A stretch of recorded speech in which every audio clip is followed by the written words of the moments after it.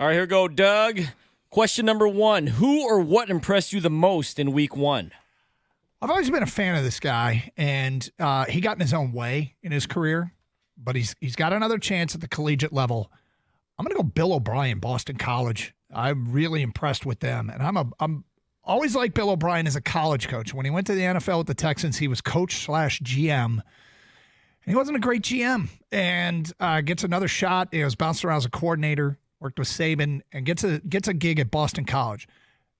Bill O'Brien sounds like a guy who should be coaching in Boston.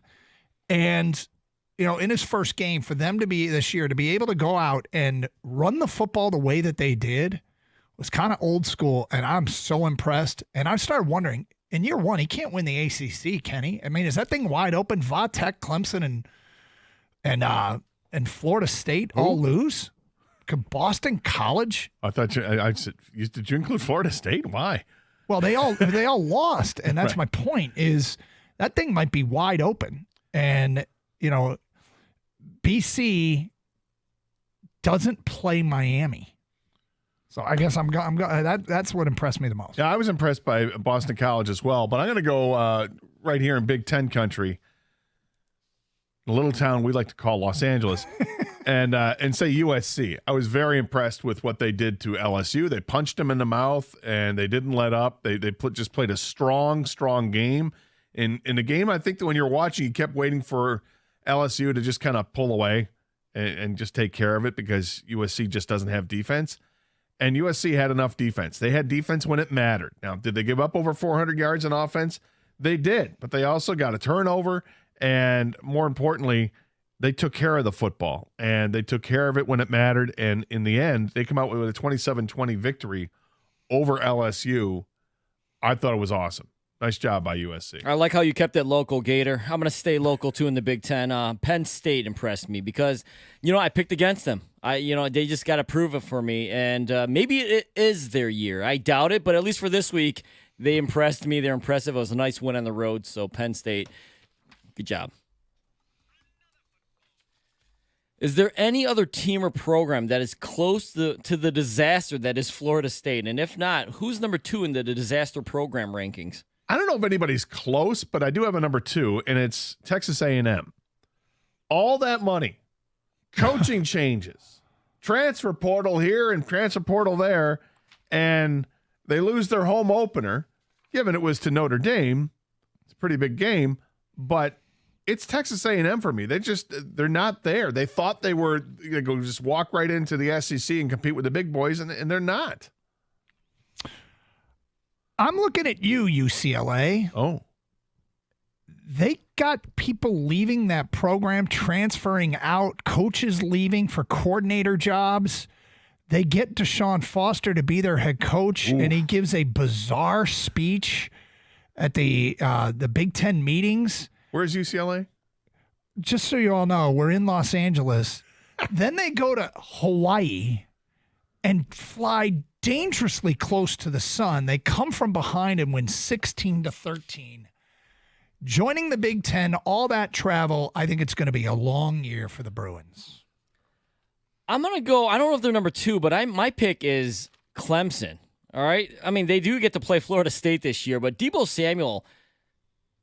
Sweeney, sorry, not Dabo Samuel. Dabo Sweeney. Yes. Dabo. Yep. I don't even, what am I even reading anymore? All right, Dabo, what do you say, Doug? Sweeney. Start over, 3, Sweeney. 2, 1. Yeah, there you go. Dabo, what are you doing, man? You got to embrace the transfer portal. I know you want to do it your way, and you have a foundation you're trying to set and all this stuff, but it's going to possibly cost you your job. And I think they would eat that money if it came to it. They gave him a ton of money. He's got a lot of years left, but in the end, you've got to win football games, and they don't care how you do it. Embrace the change. Right now, it's not good enough. He's not a good enough coach to overcome the lack of, talent. They need the portal. They need to embrace all the stuff that comes with new college football. I'm going Clemson. All right, which underdog do you love plus the points, but you just think they might win outright this week? Well, I'm looking at a few. I kind of like Baylor is a 14-point underdog at Utah. Baylor is a team that has a transfer quarterback, and for MAC fans, you remember DeQuan Finn from Toledo? He put up huge numbers in their open, huge numbers in the MAC. He is now leading their program, and they won big in week 1 over an outmanned opponent in Tarleton State, real team. I'm going to take Baylor plus the points at Utah, but Utah better be on their best behavior. Yeah, I like Boise State getting 19.5 over Oregon. I'm not sold on Oregon. Everybody seems to think that, Dan Lanning's got this thing going, and I'm not saying he doesn't, but this is the second game of the season, and I think there's going to still be some hiccups in the road here. They only put up 24 points over the weekend against, was it Idaho State? Mm-hmm. And Dylan Gabriel, the quarterback there, was pretty efficient, 41 of 49, but 380 yards and a couple of touchdowns. But 24 points out of that. That's it. They had a guy who almost went for 100 yards rushing, 95 in the game. And again, only 24 points against Idaho State. Meanwhile, Boise, they did a real nice job with their run game. And the running back ran for 270 yards and 6 touchdowns or whatever it was. I'm just I'm always leery of Boise State. This is a program that has been around seemingly forever, playing at that high of a level, and they really enjoy and relish getting these chances to play big-time games. And this one is the big Big Ten matchup already in week 1. You know what? I've got Colorado plus 7.5 over Nebraska. I know Nebraska's up and coming now, but when you have 3 studs on Colorado like Shedeur Sanders, Travis Hunter, and Travis Hunter, you've got a shot. Because you've got a shot, right, with those 3 type of Heisman type candidates on your squad. I'm not sure how I feel about Deion right now. I mean, the way he's reacting to the media is different than the way he's on the field. If his players are behind him, if they can protect Sanders enough, he can score some points. Like I said, Travis Hunter, both sides of the field. I mean, that guy's amazing, right? Yep. All right. Is Dabo Sweeney in the hot seat? Not Debo Samuel, but Dabo Sweeney. Yeah, I think he is. I think you got to adapt or you're going to die. And he refuses to embrace the transfer portal. He's, the only non-service, Clemson's the only non-service academy team since 2018 to not have a transfer portal starter. I mean, proof's in the pudding. They didn't win 10 games last year for the first time in, forever, it feels like. I think it was 2011. And they lose their opener. So, yeah, I'm going to say it's Dabo Sweeney is on the hot seat.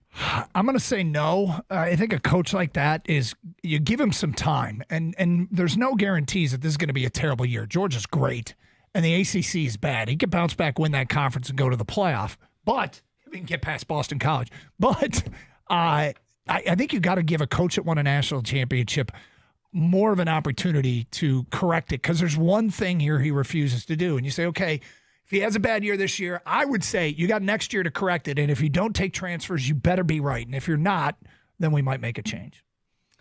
I think it's definitely warm. I don't know why he won't embrace the portal. I understand retention and all that stuff is nice and warm and fuzzy. But in the end, like I said earlier, you got to win football games.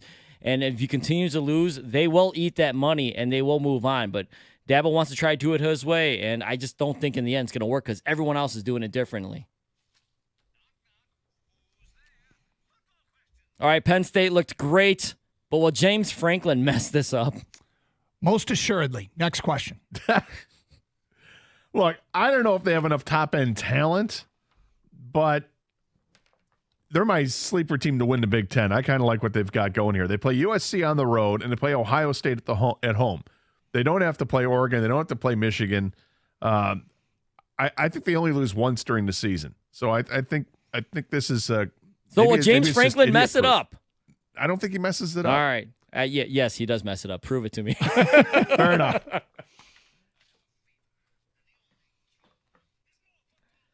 All right, one last one for fun, guys. Make a Red Solo Cup guarantee this weekend. No way, man. No Come way. on, Red Solo Cup. We all know the deal here. What is the matter with you? What? Are we in a safe zone?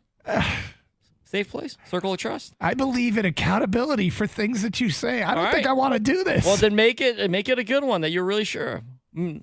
Come on. All right, I'll step up. That's right. A Big Ten team will lose this weekend. All right. That's fine. I did. Okay. I see what you did there. See what I did there? The Big Ten went 17-1 last week. Yes, They will not go 17-1 this week. No, that's my Red Solo Cup guarantee. So it's kind of the same, but a little different?